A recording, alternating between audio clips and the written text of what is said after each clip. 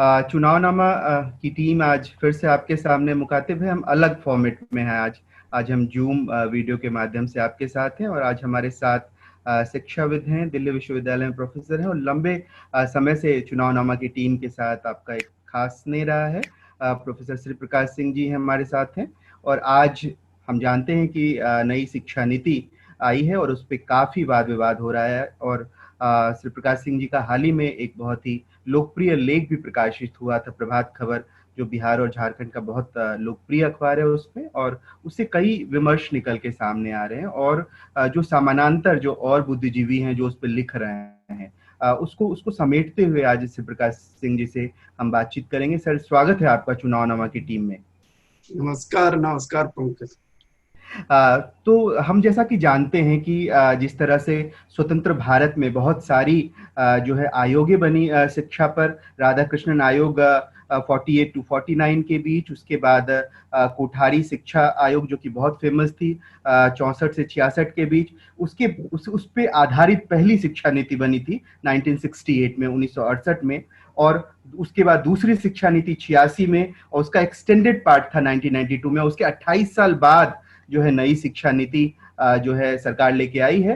तो सर, आपके आपके लेख के माध्यम से मैं पहला सवाल आपसे पूछना चाहता हूं। आपने प्रभात खबर के इस लेख में विशेष रूप से जो लिखा है कि आप कहते हैं कि अगर शिक्षा नीति में प्रयोग धर्मिता नहीं होगी तो कुछ शामिल नहीं होगा, नए क्षेत्र और हम जो नवीन चिंतन कर रहे हैं वो नहीं हो पाएगा अगर आप नहीं कुछ लेके आते हैं। उसके मद्देनजर सर, साथ ही साथ एक उससे जोड़ के मैं ये सवाल पूछता हूं कि आखिर 28 साल बाद इस नई शिक्षा नीति की अचानक याद क्यों आई सरकार? पंकज जी, बहुत बहुत धन्यवाद। पहले तो मैं आपसे ये कहूं कि याद नहीं आई। सरकार जब मोदी जी की सरकार बनी 2014 में, तभी से नई शिक्षा नीति पर एक विमर्श शुरू हो गया था। और अगर आप याद करें तो सुब्रमण्यम कमेटी बनाई गई थी जिसमें प्रोफेसर जे.एस. राजपूत को छोड़ करके सभी ब्यूरोक्रेट्स थे, नौकरशाह थे, और उन्होंने भी अपनी तरफ से एक अच्छा प्रयास किया। वो रिपोर्ट उन्होंने सबमिट की, लेकिन उस रिपोर्ट से कहीं सहमति नहीं बनी। तो उस नाते फिर महान वैज्ञानिक कस्तूरी रंगन जी के नेतृत्व में एक और समिति का गठन किया गया और इस समिति में शिक्षा शास्त्रियों को रखा गया। जी। हम किसी से सहमत हो सकते हैं, किसी से असहमत हो सकते हैं, लेकिन इस बात का श्रेय अवश्य देना होगा कि जो कमेटी कस्तूरी रंगन जी के साथ काम कर रही थी जी, उसमें देश के कोने कोने से प्रमुख शिक्षाविदों को रखा गया जी, और उन प्रमुख शिक्षाविदों ने देश की लगभग प्रमुख इकाइयों से जो शिक्षा क्षेत्र में काम करती हैं, ग्राम स्वराज में काम करती हैं, पंचायतों में काम करती हैं, जितना विशद परिचर्चा इस कमेटी के द्वारा किया गया है, अभी तक शिक्षा जगत के इतिहास में इतनी विशद चर्चा करके किसी नीति को बनाने का काम पहली बार हुआ है। जी, जी। जहां तक प्रयोग धर्मिता की बात मैंने उस लेख में कही थी, जी। देखिए, मेरा प्रयोग धर्मिता से अभिप्राय ये है कि शिक्षा के क्षेत्र में अगर आप विद्यार्थी को नित नया कुछ नहीं देते हैं तो उसे जोड़ करके रखना, उसको स्कूल तक ले आना और स्कूल के साथ उसको सिखा पढ़ा कर एक नया जीवन देने का प्रयास करना संभव नहीं होता है। और असहमतियां अपनी जगह, हम ये अवश्य स्वीकार करेंगे कि ये भारतीय शिक्षा नीति, चाहे वो राधाकृष्णन कमेटी रही हो, चाहे कोठारी कमेटी रही हो, इनके द्वारा जो शिक्षा नीति दी गई उसमें भारतीयता का अभाव था, मातृभाषा के माध्यम से दी जाने वाली शिक्षा का अभाव था, उसमें कौशल जनित शिक्षा का अभाव था। आप स्वयं सोचें कि गांधी जी अपने आश्रमों में कौशल का ज्ञान देते थे, कौशल की शिक्षा की व्यवस्था करते थे। तो जब तक हमारे हाथों में हुनर नहीं होगा, हमें अपने ऊपर आत्मविश्वास भी कम होता है। आज आप युवाओं को देखें, तमाम युवा अपनी सामान्य पढ़ाई लिखाई के साथ साथ कोई न कोई स्किल सीखना चाहते हैं, और जब वो स्किल सीख करके निकलते हैं तो वो आत्मविश्वास से भरे होते हैं। उस दृष्टि से ये शिक्षा नीति बहुत सराहनीय है कि ये स्किल की व्यवस्था करती है। स्कूल से ही स्किल एजुकेशन का ज्ञान दिया जा सके, उसकी यह व्यवस्था करती है। तो मेरा ये मानना है कि सर जी, अगला सवाल सर इसी से है जिस पे आप ज्यादा प्रकाश डालेंगे। मुझे लगता है सर इस लेख में ही आपने 4 इम्पोर्टेंट कंपोनेंट्स की चर्चा की है जो नई शिक्षा नीति में, इसको थोड़ा अगर विस्तार से आप बताएंगे पाठकों के लिए तो। देखिए, इसमें जो 4 कंपोनेंट हैं इस शिक्षा नीति के, एक तो स्कूली शिक्षा का कंपोनेंट है, दूसरा हायर एजुकेशन का कंपोनेंट है, तीसरा शोध से जुड़ा हुआ कंपोनेंट है, और चौथा जो है इस शिक्षा नीति को क्रियान्वित किस रूप में किया जाएगा वो कंपोनेंट है। जी। स्कूली शिक्षा में यह नीति कहती है कि स्थानीय भाषा में या मातृभाषा में शिक्षा दी जाए।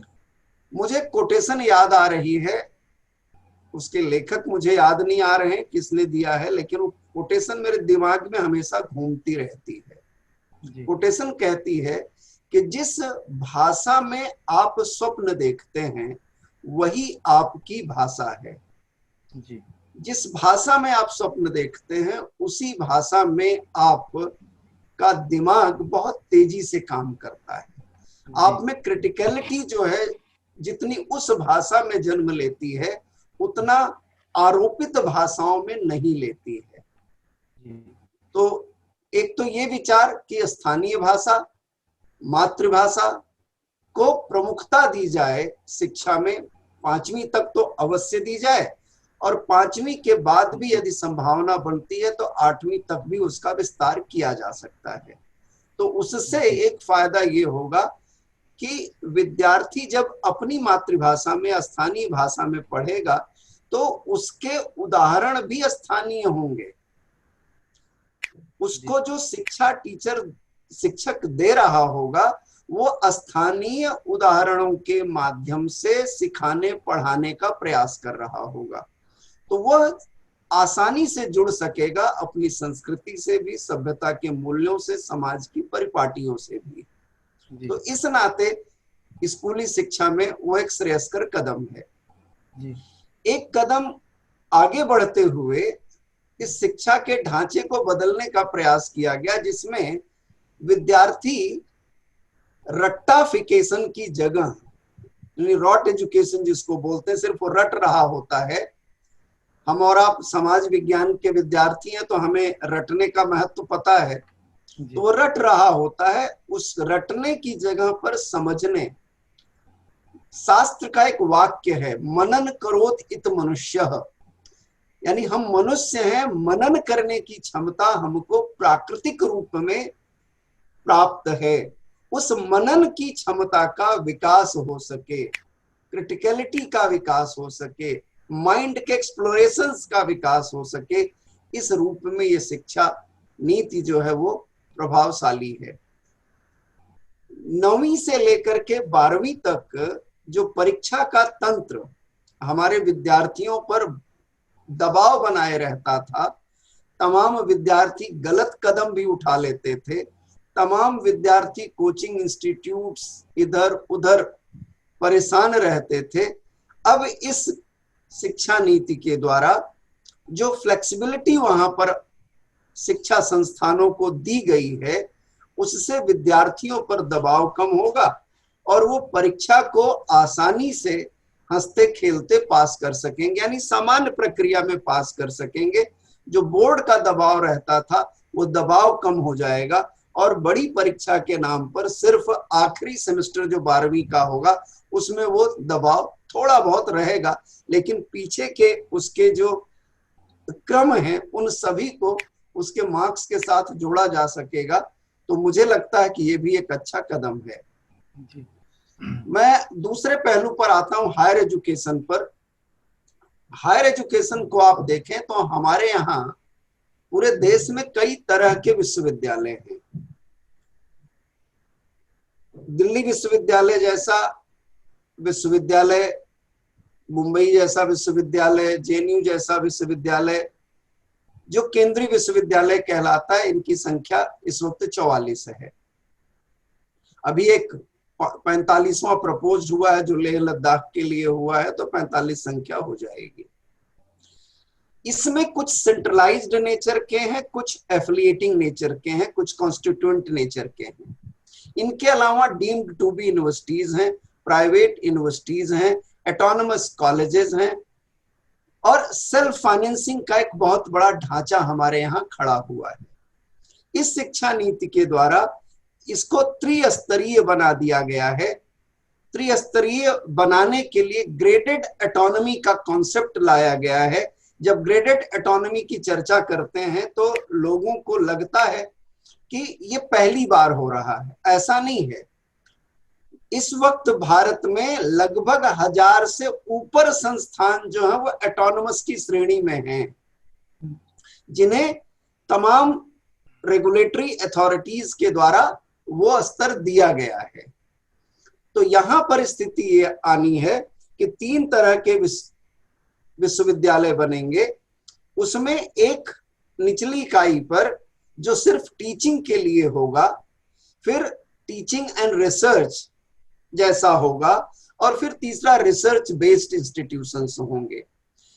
इसमें तमाम ऐसे विषय भी निकल करके आएंगे जिसकी सुविधा हर जगह पर नहीं हो सकती है।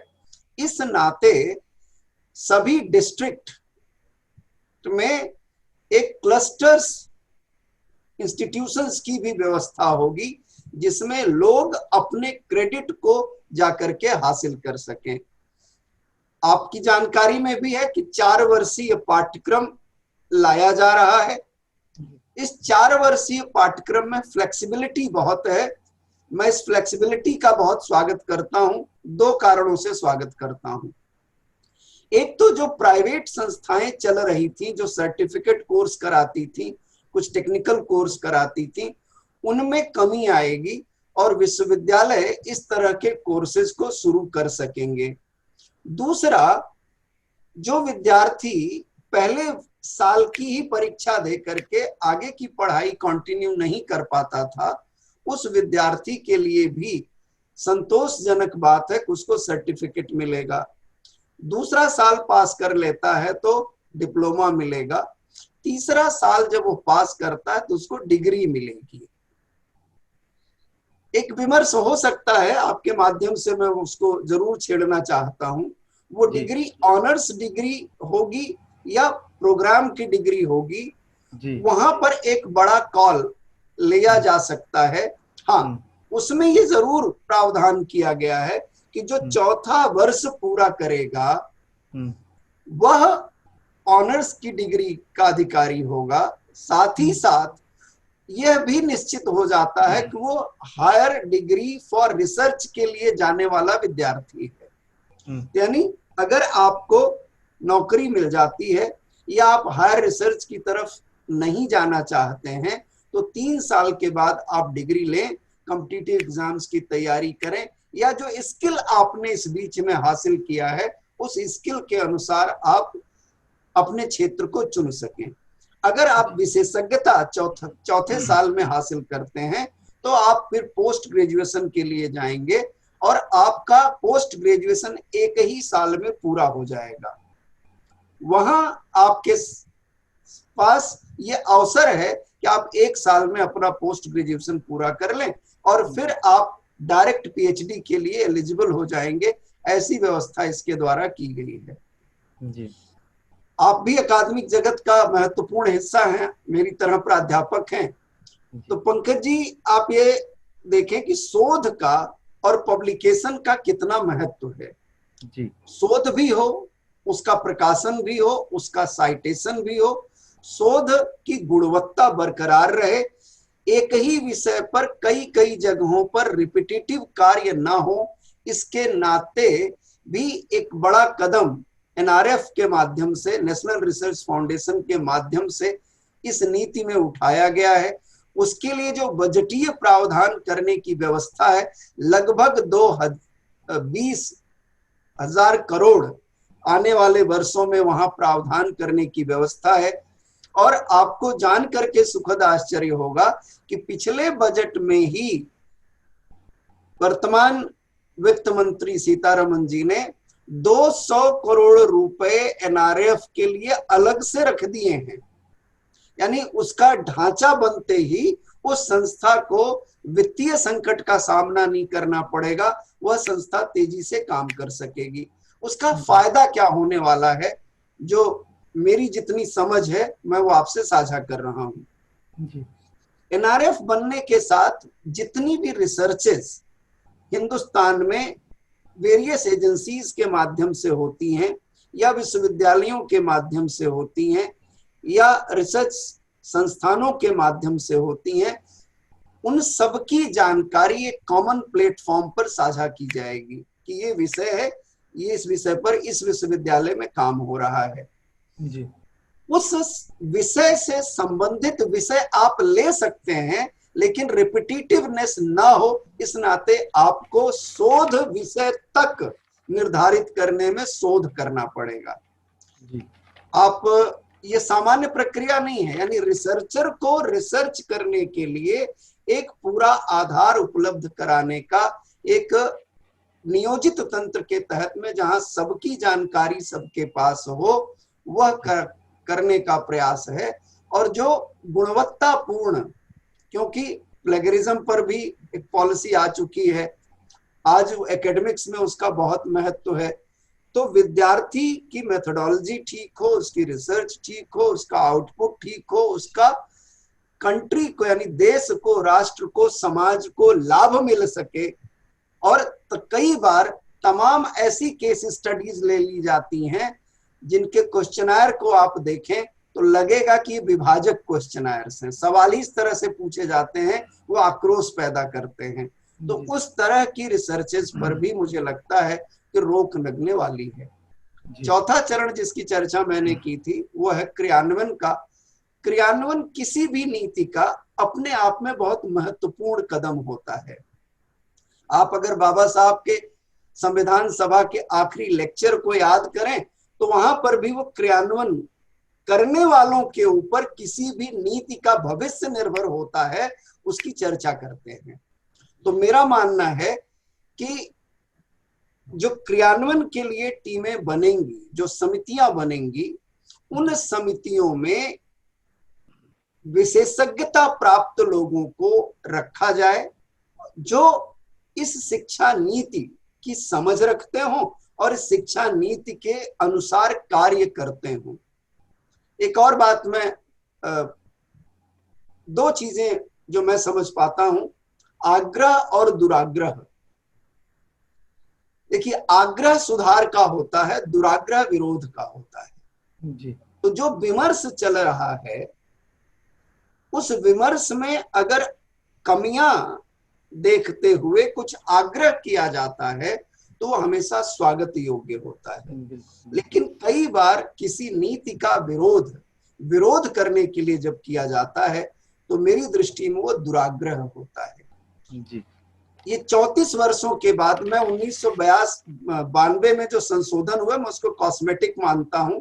इस नाते मैं कह सकता हूं कि ये 34 साल बाद एक शिक्षा नीति आई है और इस शिक्षा नीति का जो उद्देश्य मैं समझ पा रहा हूं कि हमारा सिटीजन जो है वह स्किल्ड बने, अच्छा नागरिक बने और हमारा सिटीजन अभारतीय दृष्टि से अब तक पढ़ाई जाने वाली शिक्षा नीति से मुक्त होकर के भारतीय दृष्टि से सोच सके। क्योंकि हमारी जो दृष्टि है वो हजारों साल से विकसित ज्ञान परंपरा की दृष्टि है। दुर्भाग्य से अब तक हम यूरो सेंट्रिक शिक्षा पद्धति का हिस्सा बने हुए हैं। जी सर, धन्यवाद सर। अगला सर सवाल ये है सर कि जब मैं अभी प्रधानमंत्री जी को सुन रहा था, उन्होंने नई शिक्षा नीति पर जो भाषण दिया है और उसमें उन्होंने बहुत सारे बहुत ही इनोवेटिव शब्दों का भी प्रयोग किया, और खास तौर पे उन्होंने भी ये यूज़ किया कि क्रिटिकल थिंकिंग जो है हमें बढ़ावा देना चाहिए विद्यार्थियों का, philosophy of education, purpose of education पे बात किया। उन्होंने ये भी कहा कि पहले की शिक्षा नीति जो है व्हाट टू थिंक पे फोकस होती थी, और ये शिक्षा नीति जो है हाउ टू थिंक, मतलब इंक्वायरी, डिस्कवरी, सब कुछ। प्रधानमंत्री जी ने निश्चित तौर पे अपनी भाषण में रविन्द्रनाथ ठाकुर का भी जिक्र किया, गांधी का भी जिक्र किया। और सर दूसरी तरफ हम देख रहे हैं कि बाजारवाद का भी प्रवेश है एक तरह से शिक्षा में। जिस तरह से आप देख रहे हैं मौजूदा जो ढांचा है, जिस तरह से प्राइवेट यूनिवर्सिटीज आगे बढ़ रही है और पब्लिक जो इंस्टीट्यूशंस है वो किस हालत में है अभी। तो मुझे कहीं ना कहीं ये सवाल भी है और मेरी चिंता भी है मतलब इस पे कैसे हम मतलब एक स्पष्टता लाएं कि हम उन संस्थाओं को क्योंकि आपने देखा है, आप दिल्ली यूनिवर्सिटी में आप भी हैं इतने दिनों से, 4 ईयर प्रोग्राम किस तरह से यहाँ विफल रहा। तो हम मतलब हमने डॉक्यूमेंट बनाया है जो बहुत प्रॉमिसिंग है डेफिनेटली, लेकिन जो चैलेंजेस हैं इम्प्लीमेंटेशन के, मेरा सरोकार उस पे है, मैं उस पे आपसे सुनना चाहता हूँ। देखिए पंकज जी, आपने पिछले 4 ईयर प्रोग्राम को विफल कहा, मैं उसको विफल नहीं मानता। वह पूर्वाग्रह और आग्रह की राजनीति का शिकार हुआ। देश में कई संस्थाएं हैं जहां पर 4 वर्षीय पाठ्यक्रम चल रहा है, आईएससी बेंगलोर में चल रहा है, तमाम प्रोफेशनल कोर्सेज में 4 साल का कोर्स चलता है। जब प्रोफेसर दीपक नैयर दिल्ली विश्वविद्यालय के कुलपति बने थे तो उन्होंने भी बीटेक प्रोग्राम दिल्ली विश्वविद्यालय में कंप्यूटर का 4 साल का लॉन्च किया था। और बाजार के दबाव में जब उन्होंने वो निर्णय वापस लिया तो तमाम विद्यार्थियों ने वाइस चांसलर हाउस का घेराव किया था, कितना अच्छा कोर्स आप विड्रॉ क्यों कर रहे हैं जी। तो देश में 4 साल कोर्स चल रहे थे। सिर्फ किसी कोर्स की पेडागोजी से सहमति असहमति एक विमर्श का विषय हो सकती है। यहां भी तमाम लोग माइनर और मेजर के कंसर्न्स को उठा रहे हैं जी। लेकिन उन सभी अनुभवों को देखते हुए, उनसे सीखते हुए मुझे लगता है कि इस बार उस तरह की दिक्कत नहीं आएगी। जी। दूसरी बात, जो बाजारवाद का प्रश्न आपने उठाया, बहुत वाजिब प्रश्न है, लेकिन बहुत चिंता करने की आवश्यकता नहीं है। इसलिए चिंता करने की आवश्यकता नहीं है कि आपको जान करके आश्चर्य होगा या सुखद लगेगा कि जब दिल्ली विश्वविद्यालय बना था 1922 में, तो 3 संस्थान थे, तीनों प्राइवेट ट्रस्ट के थे और वो बहुत अच्छे चल रहे थे। रामजस कॉलेज, स्टीफंस, शायद हिंदू कॉलेज। तो आज भी आप देखें दिल्ली विश्वविद्यालय में तो 4 तरह के कॉलेज हो गए हैं, लेकिन देश में या दिल्ली के इर्द गिर्द ही तमाम प्राइवेट यूनिवर्सिटीज बहुत अच्छा कर रही हैं। लेकिन तमाम ऐसी भी प्राइवेट यूनिवर्सिटीज हैं जिनको विद्यार्थी भी नहीं मिल रहे हैं। जी। AICT की वेबसाइट पर जाएंगे तो अगर मेरा आंकड़ा दुरुस्त है, इस साल ही लगभग सैकड़ों इंस्टीट्यूशन, 127 संस्थान शायद हैं जो बंद हो गए हैं, उनके पास बच्चे ही पिछले सालों में नहीं आए हैं। जी। तो एक तो गुणवत्ता बरकरार रहे इन संस्थानों की तो ही विद्यार्थी उनके पास जाएगा। दूसरा, आपने ध्यान दिया होगा कि इसमें फीस को भी रेगुलेट करने का विचार है। इसमें स्पष्ट रूप से कहा गया है कि जो प्राइवेट संस्थाएं मनमाना फीस लेती हैं, कैपिटेशन फीस लेती हैं, पिछले दरवाजे से एडमिशन कर लेती हैं, उस पर भी विशेष ध्यान इस नीति के द्वारा दिया जाएगा। एक और बात जिसका जिक्र है कि 100 फर्स्ट 200 जो टॉप 100 यूनिवर्सिटीज विदेशों की हैं, उनको कैंपस खोलने के लिए हम अधिकृत करेंगे। देखिए, कैंपस खोलना कोई आसान काम नहीं है, वो MOUs के माध्यम से होता है। जब MOUs बनेंगे, जब ये मेमोरेंडम ऑफ अंडरस्टैंडिंग बनेगा, उसमें सरकार की नीति स्पष्ट रूप से रहेगी, ऐसा मैं विश्वास करता हूं। हम इसलिए भी ये कर रहे हैं कि आज वैश्विक व्यवस्था में आप बहुत अलग नहीं रह सकते। हमारा बहुत बड़ा चंक विद्यार्थियों का विदेश जाकर के पढ़ता है, वहां की डिग्रीज के लिए वो बहुत पैसा खर्च करता है। अगर वो संस्थान हमारे यहाँ आते हैं तो जो पैसा हमारा विद्यार्थी खर्च करता था विदेशों में, वो पैसा बचना शुरू हो जाएगा। दूसरा, जो ब्रेन ड्रेन होता था, वो जाता था वहां पढ़ता था और वहीं पर कई बार व्यवसाय करने लगता था या नौकरी करने लगता था। जब वो भारत में ही रह करके पढ़ेगा तो ब्रेन ड्रेन की समस्या भी कुछ हद तक हम कंट्रोल करने में कामयाब होंगे। तो मेरा ये मानना है कि जिस तरह का हमारा शिक्षा तंत्र है, आप सोचें कि लगभग 1000 के करीब विश्वविद्यालय हैं, केंद्रीय विश्वविद्यालय, राज्य के विश्वविद्यालय, डीम्ड यूनिवर्सिटीज और प्राइवेट विश्वविद्यालय। ये ढांचा हमारे यहाँ है और इसमें ज्यादा संख्या जो है प्राइवेट संस्थानों की है। अगर मेरा आंकड़ा दुरुस्त है तो लगभग 56%, 56% प्राइवेट यूनिवर्सिटीज हैं इस वक्त हमारे देश में। तो ये एक आक्षेप लगाना कि इसी शिक्षा नीति से प्राइवेटाइजेशन की तरफ चले जाएंगे, ऐसा नहीं है। तमाम संस्थान सेल्फ फाइनेंसिंग मोड में चल रहे हैं, तमाम संस्थान प्राइवेट स्ट्रक्चर में चल रहे हैं और संस्थानों में कुछ संस्थानों की गुणवत्ता बहुत अच्छी है, वो तमाम केंद्रीय विश्वविद्यालयों से compete भी कर रहे हैं। मेरा मानना है कि भविष्य में सभी संस्थानों की गुणवत्ता ऐसी रहे कि वो एक दूसरे से compete कर सकें। सर, अगला सवाल मेरा है, आज के ही इंडियन एक्सप्रेस में श्याम मेनन का एक लेख है, new education policy 2020 what is needed is a new kind of thinking, में वो 2-3 सवालों को उठाते हैं। पहला, वो कहते हैं कि जो पिछली जो नीतियां थी, चाहे वो 86 की नीति हो या 92 की नीतियां हो, वो विशेष रूप से एनपी 1968 के तहत जो प्रावधान थे, कहीं ना कहीं उसको एक बेसिक मानकर उसके साथ आगे बढ़ी थी। लेकिन ये नीति बहुत कीन है अपने आप को ये बताने के लिए कि वो नई है और उस पे उनको लगता है एक आपत्ति है। दूसरा आपत्ति, हालांकि उन्होंने बहुत स्वागत किया है इसे, लेकिन 2-3 जो बिंदुओं को खास तौर पे उठाते हैं। दूसरा, वो कहते हैं कि जो हायर एडुकेशन का जो मौजूदा जो स्थिति है भारत में है, उसकी समस्याओं को बहुत लिसन करती है ये डॉक्यूमेंट और उस पर कम्प्रिहेंसिव तरीके से बातचीत भी करती है। परंतु जो रोग है, जो रोगग्रस्त है या पूरा उच्च शिक्षा, उसको कैसे डायग्नोस किया जाए, उस पे नहीं वो ज्यादा कुछ बताती है। और एक और चीज वो ये उन्होंने लेख में कहा है कि इसमें ये बहुत क्वाइट वर्डली है, बहुत सारे शब्दों को रिपीटेटिव तरीके से जो है प्रयोग किया गया है, खासतौर पे मल्टी डिसिप्लिनरी जैसे शब्द को बार बार प्रयोग किया जाता है। तो उनके लेख पे आपकी टिप्पणी चाहता हूँ। देखिए, मैंने उनका लेख नहीं पढ़ा है, तो इस नाते सीधे सीधे लेख पर मैं टिप्पणी नहीं करूंगा जी।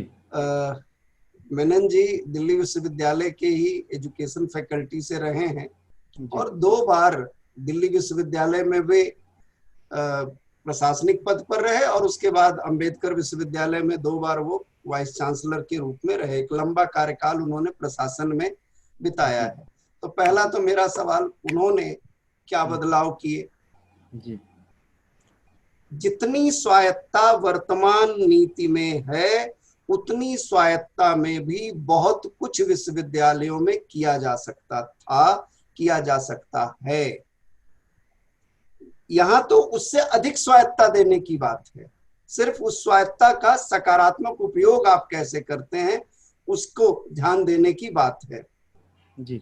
दूसरी बात मैं आपको कहना चाहता हूं, देखिए, पर उपदेश कुशल बहुतेरे, आलोचना और उपदेश ये दोनों बहुत आसान काम होते हैं जी। खिलाड़ी को खेलते देखते हुए बाहर बैठा हुआ दर्शक जो है वो ज्यादा ज्ञान दिखाता है। जब आप पर वो अधिकार आया तो आपने कौन से क्रियात्मक परिवर्तन किए जी। जब उस कसौटी पर आप कसे जाएंगे तो आप निसंदेह। दूसरी बात, जी शिक्षा नीति में मैंने कहा भारत तो मिसिंग है। जी जो हमारी शिक्षा नीति है, खास करके समाज विज्ञान में, लिटरेचर में आप देखेंगे तो हमारा जो राष्ट्र का बोध है वो तो बिल्कुल ही खत्म है। उसमें स्किल नाम की चीज नहीं। पॉलिटिकल साइंस का मैं विद्यार्थी हूं, आप भी उसी विषय के विद्यार्थी हैं। हमको प्रारंभ से कौटिल्य पढ़ाया गया, प्रारंभ से हमको प्लेटो पढ़ाया गया, अरस्तु पढ़ाया गया और अंत में मार्क्स पढ़ा दिया गया। अरे वास्तविक मार्क्स भी पढ़ा दिया होता तो बात थी। आपने तो लेनिनिज्म और स्टालिनिज्म पढ़ाया। तो आपने भारतीय दर्शन, भारतीय बोध, भारतीय ज्ञान परंपरा, उसके नायक, उनसे तो भारतीय समाज के विद्यार्थी को रूबरू ही नहीं होने दिया।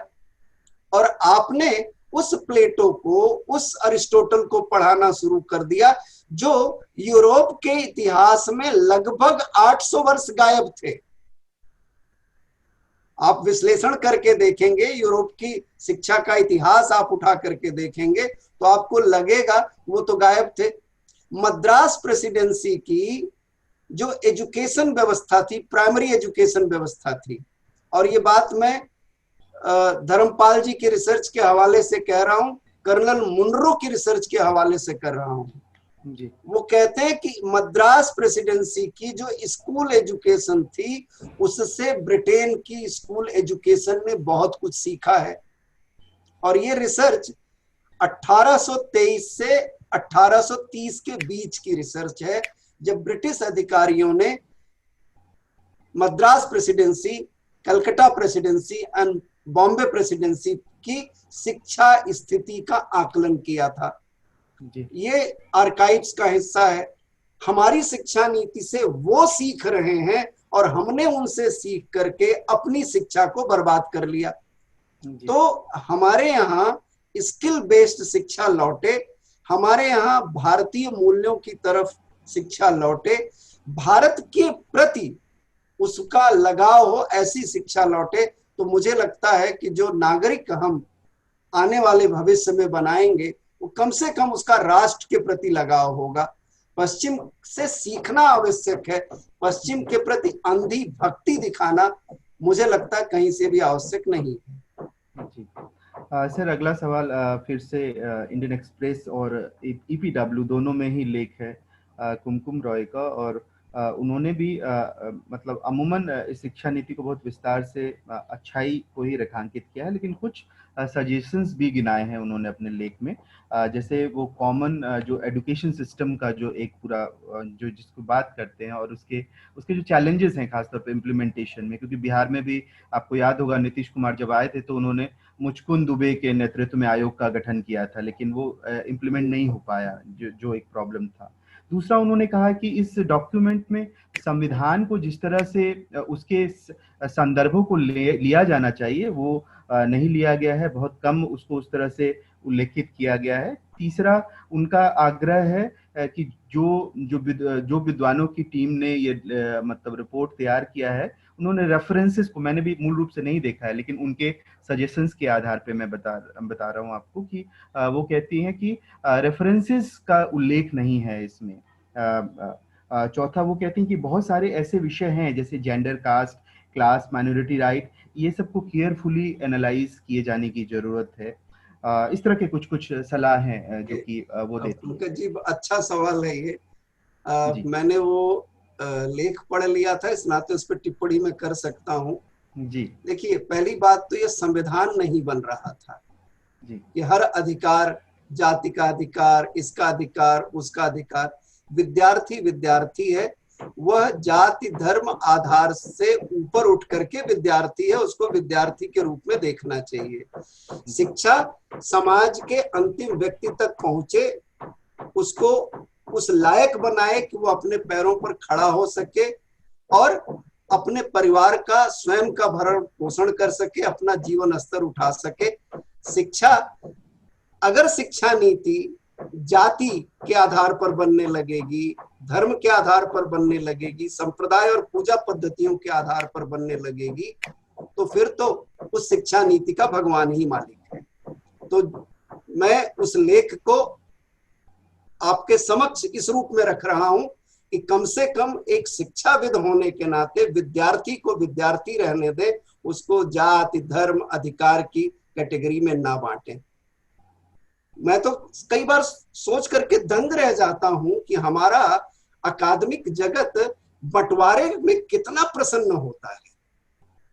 ये शिक्षा नीति है, आरक्षण नीति नहीं है, अधिकार नीति नहीं है, संविधान प्रबोधन नहीं हुआ है। और ये 650 पेज का डॉक्यूमेंट है।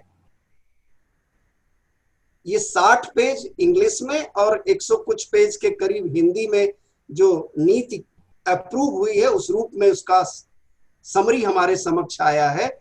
मूल डॉक्यूमेंट जो है 650 पेज का है। और मैंने पहले आपसे कहा आग्रह और दुराग्रह अकादमिक जगत की जिम्मेदारी बनती है कि वो सजेशंस दे, कंस्ट्रक्टिव सजेशंस दे। मैं ये नहीं मानता हूं कि जो इस समिति ने काम किया है उसमें कुछ गुंजाइश नहीं होगी, जरूर होगी, लेकिन उसको कैसे दुरुस्त किया जा सकता है, उसको दुरुस्त करने का कार्य अकादमिक जगत का है, उसकी सलाह का कार्य है। तो मैं पहले भी आपसे कह रहा था, फिर कह रहा हूं, आग्रह करिए, दुराग्रह मत करिए।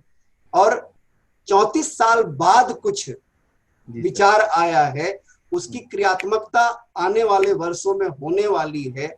आप सोच करके देखिए, नीति कहती है कि हमारे इतने प्रयासों के बावजूद 2019-20 तक 26% लोग ग्रॉस एनरोलमेंट रेशियो के माध्यम से देखे जा सकते हैं।